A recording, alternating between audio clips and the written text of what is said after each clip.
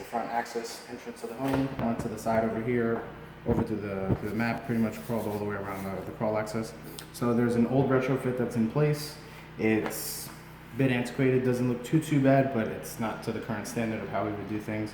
There's also application errors, missing holes in the shear ply, improperly installed bolts, things of that nature. But again, that's all voluntary upgrades that I can leave in the report. And then otherwise there are cracks in the foundation system. So there are all the red lightning bolt looking things that are all the way around the foundation. So I've found 1, 2, 3, 4, 5, 6, 7, 8, 9, 10.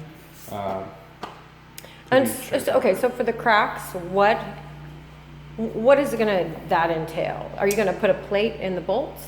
Or is that what you're gonna recommend for that? For most of them, yes. So any of them that are on the flat side of the wall basically get steel straps and bolts. The ones that are in the corners over here, they're a little bit more aggressive. They get what's called rebar, which is basically steel. Okay. They get tied into either corner of them, and then basically we pour new concrete in that area. So let's say there's a crack in the corner there, which there is, and there's a crack in the corner there.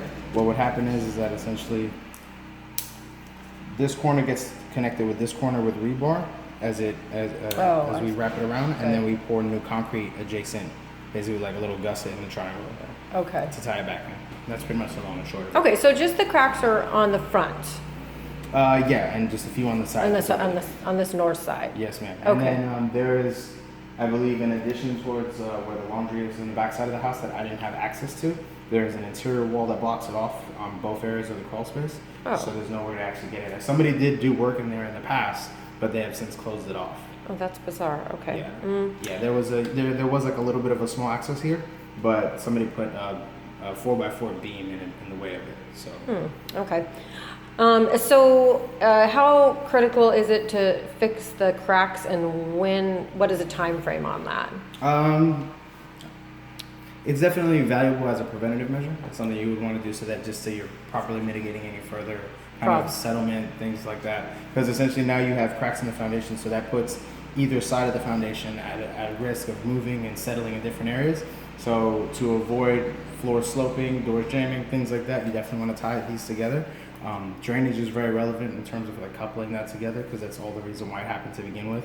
Basically the front actual porch area, and then you have a little bit of grass over on the front side and over here, where there's hardscaping and allowing for water to go away, this area is getting soaked up a little bit more. It kind of comes right to the house. Yes, ma'am. Okay. So, and then in terms of how long, you're probably looking at maybe half a day to a day's of work. Okay. And do you have a super rough estimate on price, or do you have to? I'd say you're looking anywhere between $1,300 to maybe $2,500. Okay, $1,300 to $2,500. Okay, so that's not too bad. That's to fix the cracks and plate whichever ones need plating. Yes, ma'am. It would be just addressing the cracks. In terms of like seismic upgrades, I could provide a separate estimate, but that's completely different. Yeah, that's completely different. Okay, great. Okay.